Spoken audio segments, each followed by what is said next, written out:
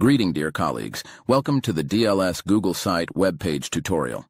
Today, I will show how to do medicines, vaccines, controlled drugs, stock entry through this Google site. First, open the shared Google site link.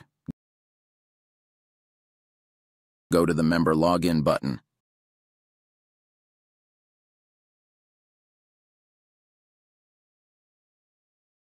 Sign in and sign up option will appear. To get into a private Google site, sign up using your email address and password. Site admin approved then will allow that member to log in using sign up credential. After logging in with your sign up credentials, the new private page will appear. Now go to the Medicines section. From drop-down, click on Medicines and a new page will appear. Click on the Medicines Vaccines entry form.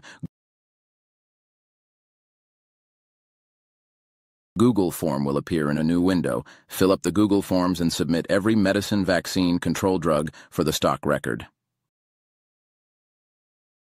To view stock, below the stock entry form link, you will see Medicines, Vaccines, Controlled Drugs, Stock View. Below, find Vaccines, Medicines, and Controlled Drugs view buttons. Click to see specific items. Thank you.